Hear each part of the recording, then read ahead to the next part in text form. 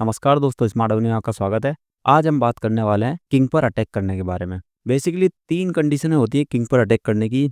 एक तो king short side कैसल्ड हो या फिर जिसको हम बोलते हैं किंग साइड कैसलिंग की हो, या सेकंड लॉन्ग कैसल या क्वीन साइड कैसल कर रखी हो किंग ने, और थर्ड होता है अनकैसल्ड, मतलब कैसल ही ना की हो किंग ने।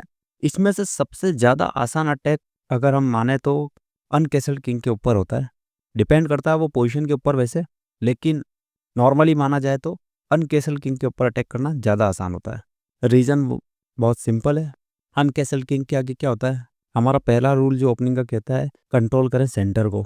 तो क्या होता है कि सेंटर कंट्रोल करने के लिए हम ई फाइल और डी फाइल वाले पॉन्स को सेंटर में पुश कर देते हैं, और उस कारण से क्या होता है किंग के सामने पॉन्स की सुरक्षा हट जाती है। दूसरा रीज़न ये होता है कि हम कहते हैं ओपनिंग में कि हमारे पीसेस को किधर डेवलप करें, सेंटर की तरफ। तो ओपनिंग में क्या होता है हमारे पीस सेंटर की तरफ डेवलप होते हैं, और अगर किंग सेंटर में ही रह गया तो पीसेस अटैक में बहुत ज़्यादा जल्दी आ जाते हैं। जबकि अगर वो किसी भी तरफ कैसल करा होता है तो उस तरफ क्या हमको पीसेस को लेके जाना पड़ता है, उसमें कुछ मूव्स खराब होती है। पर अगर किंग सेंटर में रह गया तो क्या होता है कि पीसेस को लाने की ज़रूरत नहीं होती, वो पहले से ही सेंटर में होता है, तुरंत अटैक स्टार्ट हो जाता है।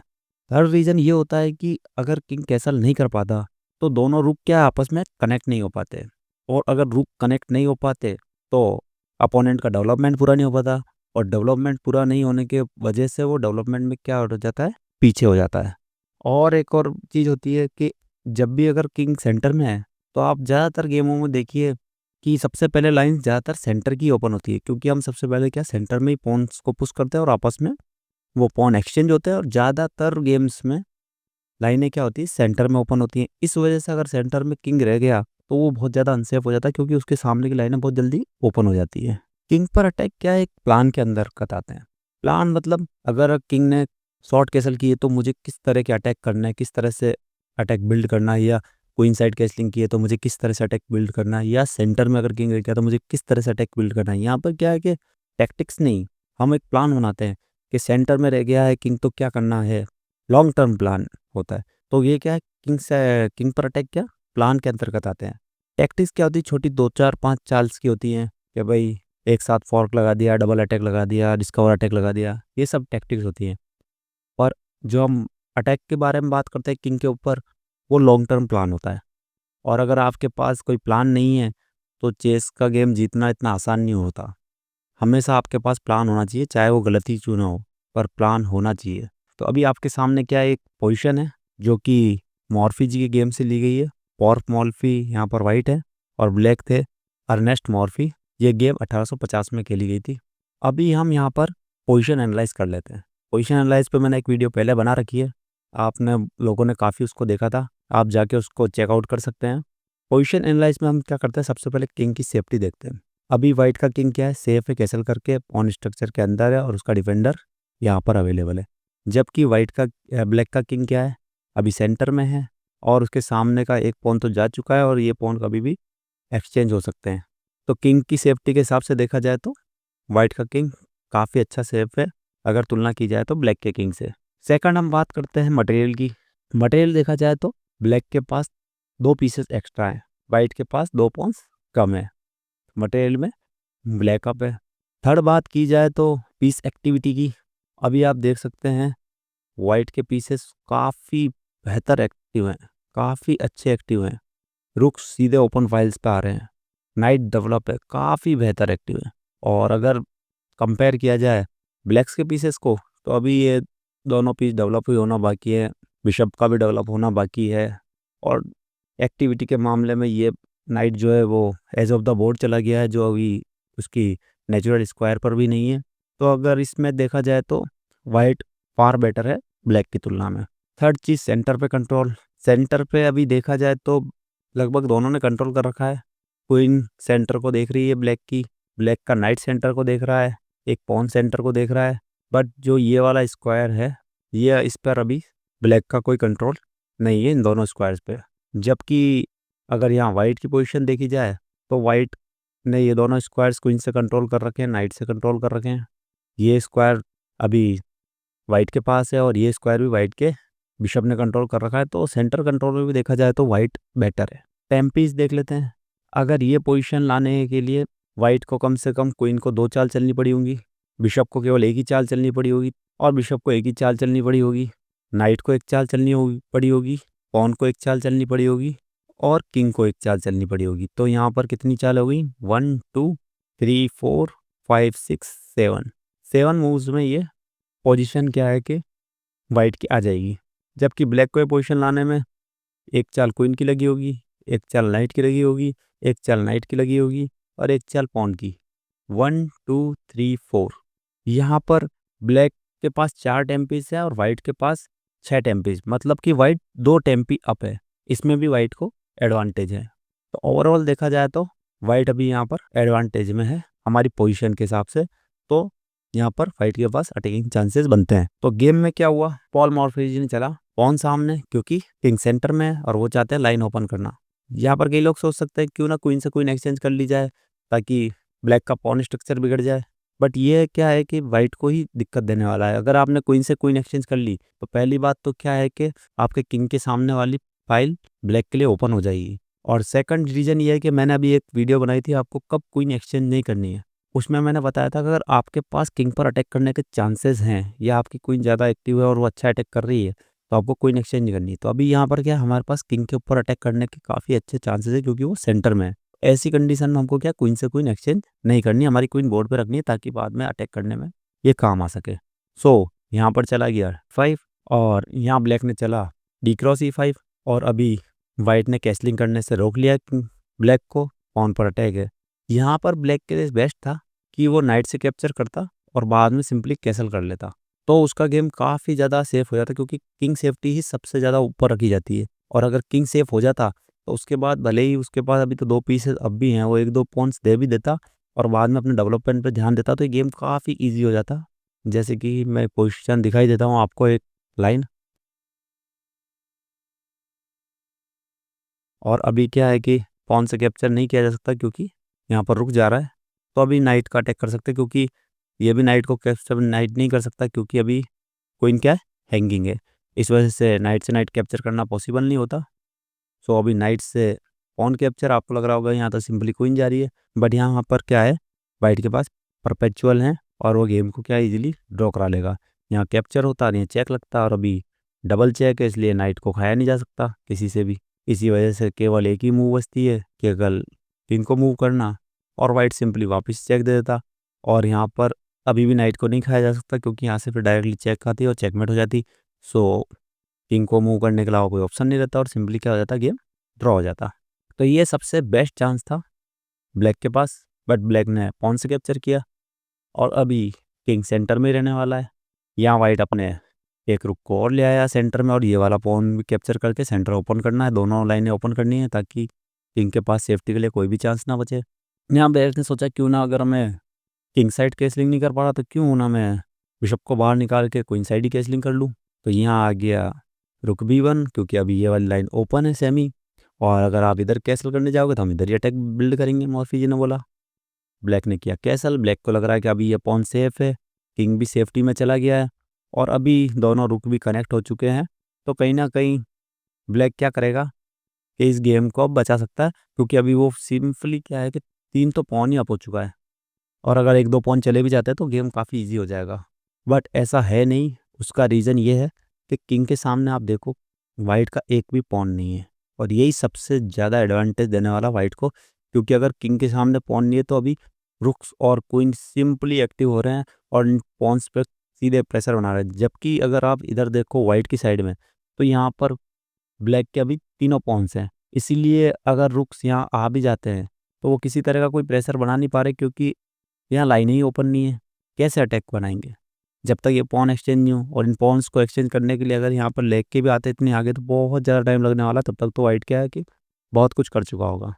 तो अभी यहाँ मॉर्फी जी 3 पॉन पीछे है और उन्होंने फिर से अपना एक और बिशप सेक्रीफाइस दे दिया। अब वाइट के ब्लैक के पास 2 ऑप्शन है, या तो बिशप को कैप्चर कर ले या फिर नाइट से ले जाके इसको सेव करने की कोशिश करे। तो हम देखते हैं अगर वो बिशप से कैप्चर कर लेता तो क्या होता। अब बिशप से कैप्चर करने पर ये लाइन पूरी ओपन हो चुकी है और इसका फ़ायदा वाइट उठा सकता था। और अब ब्लैक का किंग बहुत ज़्यादा अनसेफ है और ब्लैक क्या करेगा, अपने किंग के लिए थोड़ी जगह बनाने की ट्राई कर सकता है और यहाँ आ जाता चेक।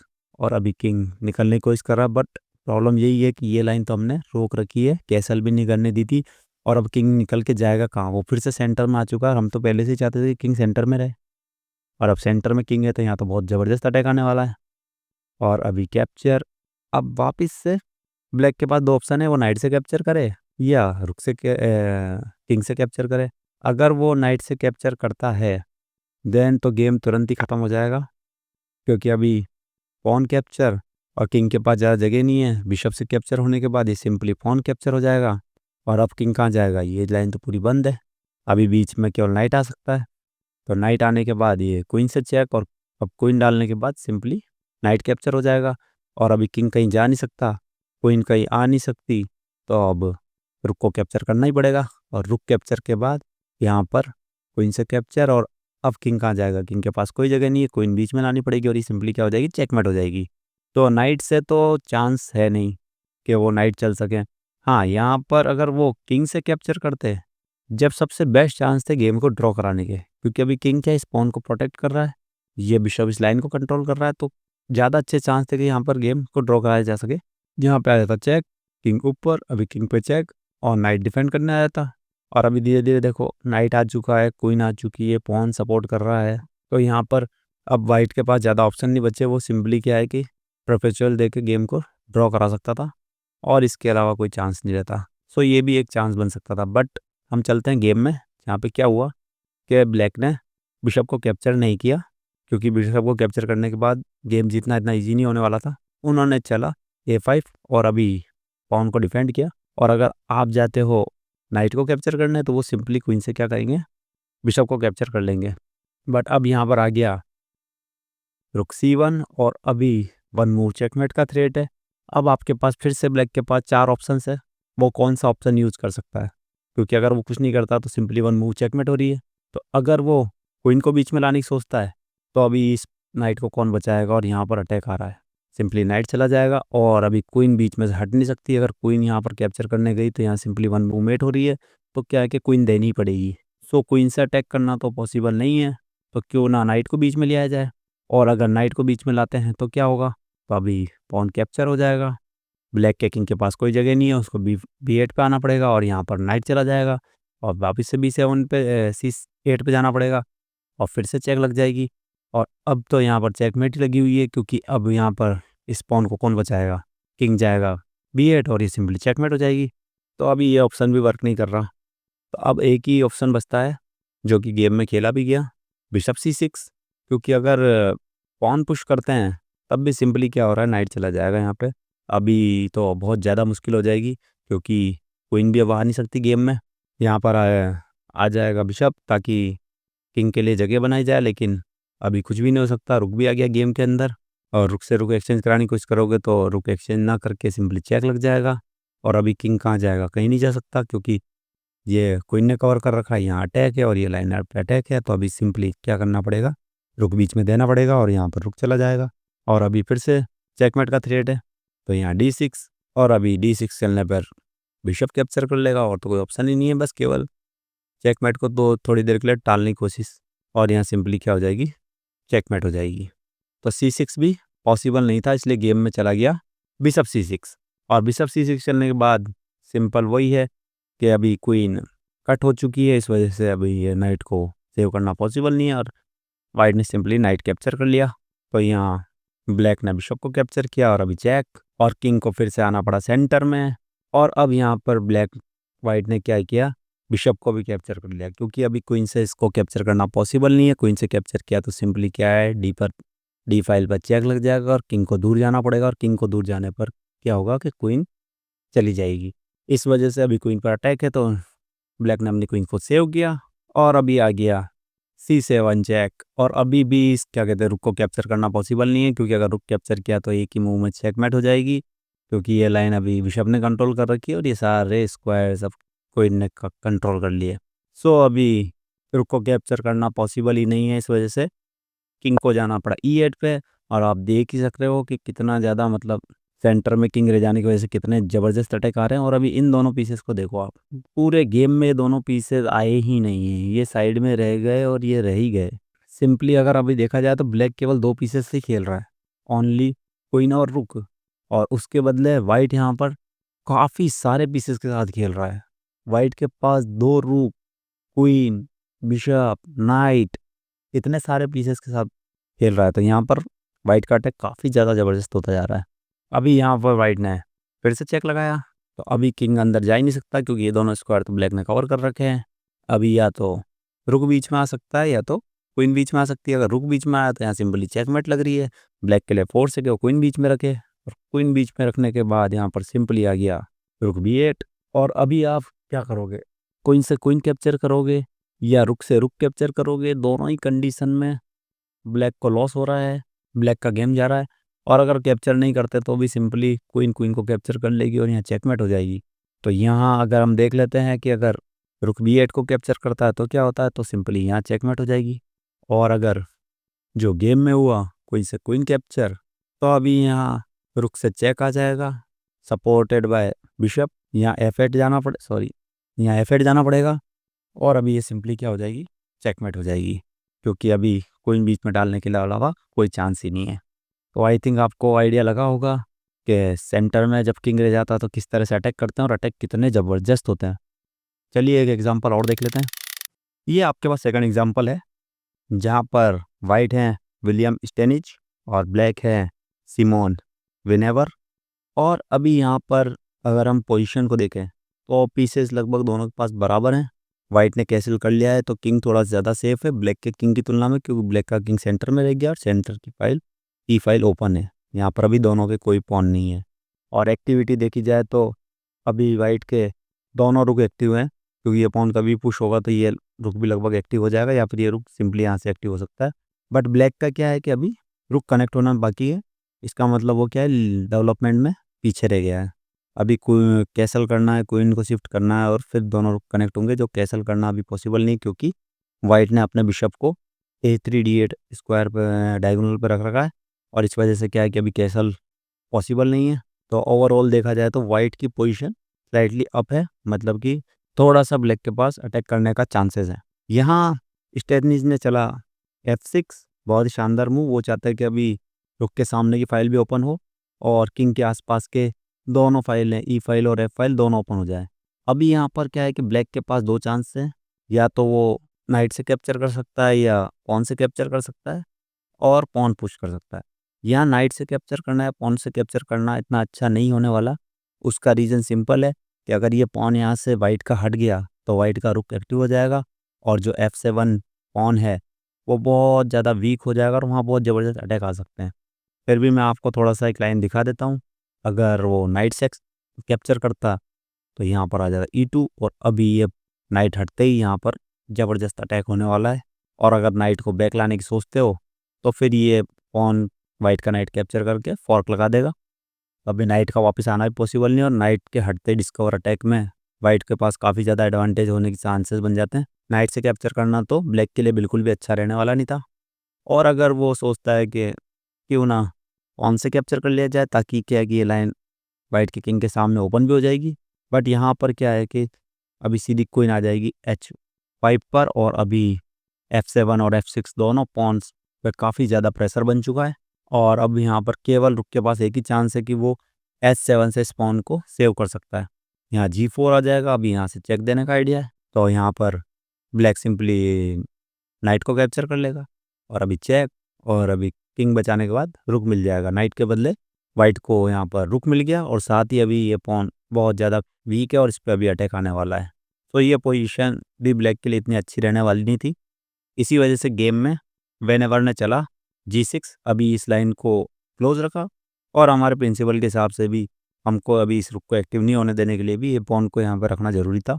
अभी आ गया G4 और यहाँ पर सेक्रीफाइस बनता ही है नाइट का, क्योंकि अगर नाइट के बदले ये दो पॉन मिल जाते हैं तो ये पॉन पास पॉन बन जाएगा और पीछे रुक है तो काफ़ी अच्छा प्रेशर आ जाएगा। और इसके जो क्वीनिंग बनने वाला स्क्वायर है वो भी बिशप ने कंट्रोल कर रखा है, तो ये काफ़ी अच्छा हो सकता है वाइट के लिए।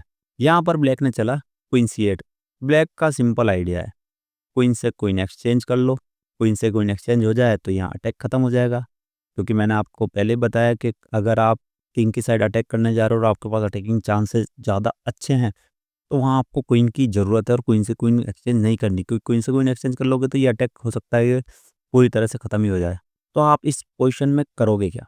अगर आप क्वीन से क्वीन एक्सचेंज नहीं करते हो तो कहीं ना कहीं आपको क्वीन मूव करनी पड़ेगी कहीं पर भी। और अगर आप कहीं क्वीन मूव करते हो तो क्या है कि ब्लैक सिंपली अपनी क्वीन को कहीं पे भी, अगर आप इधर लाते हो तो यहाँ कहीं डेवलप कर सकता है या E6 पे डेवलप कर सकता है सिंपली, और फिर ये कैसल कर लेगा।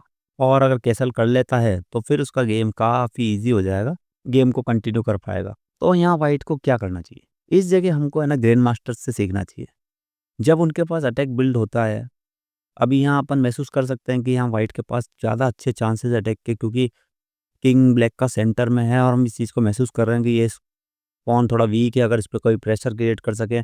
और अभी हमारा नाइट बहुत अच्छी जगह डेवलप है, फिर बिशप बहुत अच्छी जगह डेवलप है, हमारे दोनों रुक्स कनेक्टेड हैं और अभी ब्लैक डेवलपमेंट में भी पीछे है, तो हमारे पास काफ़ी अच्छे चांस है अटैक करने के। ये चीज़ अपन महसूस करें, पर अटैक कंटिन्यू कैसे करें, कैसे कंटिन्यू करें? अगर हम 1-2 चाल देते हैं तो फिर क्या होता है कि अगर 1-2 चाल अपन अटैक के टाइम पे मिस कर देते हैं या फिर वेस्ट कर देते हैं, तो सिंपली क्या होता है कि अपोनेंट को चांस मिल जाता है वापस से उसकी पीस को कोऑर्डिनेट करने का और किंग को सेफ जगह पे ले जाने का। तो यहाँ हम चालें वेस्ट तो कर नहीं सकते, तो यहाँ हमको ग्रैंड मास्टर से सीखना चाहिए। यहाँ विलियम ने चला बहुत ही गजब की मूव, क्वीन क्रॉस G6, कितनी गजब की मूव है। हम हमारे गेम में ऐसी मूव्स तो सोचना ही पसंद नहीं करते कि क्वीन भी सेक्रीफाइस दे सकते हैं। और यहाँ विलियम ने क्वीन सेक्रीफाइस दे दी, क्योंकि बैक लेके जाना और कहीं लेके जाना वाइट को एक चाल देने के बराबर था, और एक टेम्पो अगर ब्लैक को मिल जाता तो वो सब कुछ गेम सेव कर लेता। बट यहाँ पर विलियम ने उसको एक भी चांस नहीं दिया और उन्होंने क्वीन से G6 कैप्चर कर लिया। बट अगर यहाँ पर वो ब्लैक एक्सेप्ट कर लेता है सैक्रिफाइस को, तो क्या होगा? तो यहाँ सिंपली चेक आ जाएगा और अभी ये स्क्वायर पर क्वीन बन रही है और इसको रोक पाना पॉसिबल नहीं होने वाला। किंग को हटना पड़ेगा और अभी ये क्वीन बन गई तो रुक देना पड़ेगा, और रुक देने के बाद भी चेकमेट है, क्योंकि ये स्क्वायर तो नाइट ने कवर कर रखा, ये स्क्वायर बिशप ने कवर कर रखा, और अब ये सिंपली क्या हो गई, चेकमेट हो गई। तो यहाँ पर क्वीन कैप्चर करना तो ब्लैक के लिए पॉसिबल था ही नहीं। तो ऐसी चालें क्या है कि ग्रैंड मास्टर्स कैलकुलेट करते हैं, सेक्रीफाइसेस कैलकुलेट करते हैं। जब विनिंग पोजीशन होती है तो उसको विन कैसे करना है, ये हमको ग्रैंड मास्टर्स की गेम से सीखने को मिलता है कि वो कब सेक्रीफाइस देते हैं। और हमें भी हमारे गेम में ऐसी मूव्स को ढूंढना चाहिए, जब आपको महसूस हो रहा हो कि आपका गेम विनिंग की तरफ है तो आप सेक्रीफाइस को देखो, सेक्रीफाइस दे के किस तरह से हम किंग को ओपन कर सकते हैं और गेम को विन कर सकते हैं। सो यहाँ पर क्या है कि ब्लैक ने एफ क्रॉस G6 नहीं किया, उन्होंने क्वीन का सेक्रीफाइस एक्सेप्ट नहीं किया, उन्होंने अपनी क्वीन को लाए E6 पर और अभी कैसल करना चाहते हैं ताकि किंग सेफ हो जाए और वो फिर गेम कंटिन्यू करने की कोशिश करें। पर अभी यहाँ इतना टाइम है ही नहीं, यहाँ आ गया क्वीन G7 और अभी ब्लैक ने कैसल कर लिया। बट यहाँ आ गया अभी नाइट से कैप्चर और अभी लग गया है फॉर्क। और अभी आप क्या करेंगे?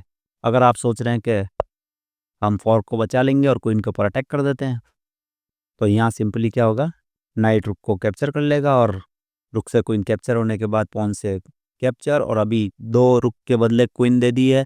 बट इसको क्वीन बनने से कैसे रोकोगे इस पॉन को? अभी इस पॉन को क्वीन बनने से रोकना पॉसिबल ही नहीं है। आप चाहे क्वीन को यहाँ ले जाओ, चाहे क्वीन को यहाँ ले जाओ, उससे कोई फ़र्क नहीं पड़ रहा है, अभी चेक लगेगा और आप कुछ नहीं कर पाओगे और ये गेम सिंपली वाइट क्या है, विन कर जाएगा। सो ये चलना तो पॉसिबल था नहीं, इसीलिए ब्लैक ने बोला कि कोई बात नहीं, आप मेरा रुक कैप्चर करो और मैं भी आपका रुक कैप्चर करने की ट्राई करूँगा। यहाँ वाइट ने रुक कैप्चर कर लिया D8 का और अभी नाइट कैप्चर, और यहाँ आ गया F7। और इसी जगह पर क्या हुआ, ब्लैक ने रिजाइन दे दिया, क्योंकि अब इस पॉन को क्वीन बनने से कैसे रोका जाए? रुक कैप्चर कर सकते हो बट यहाँ पर तो सीधे क्वीन बन रही हो, क्वीन बनने के बाद तो फिर दूसरा रुक भी देना पड़ेगा, और दूसरा रुक देने के बाद तो ये गेम वाइट के लिए बहुत ज़्यादा ईजी हो जाएगा विन करना। सो इसी जगह पर क्या है कि वेनेवर ने रिजाइन कर दिया। सो आई थिंक आपको दोनों गेम पसंद आए होंगे। तो हम फिर से देख लेते हैं कि अगर किंग सेंटर में रह जाता है या अनकेसल रह जाता है तो हमको इसको क्या क्या ध्यान रखना है।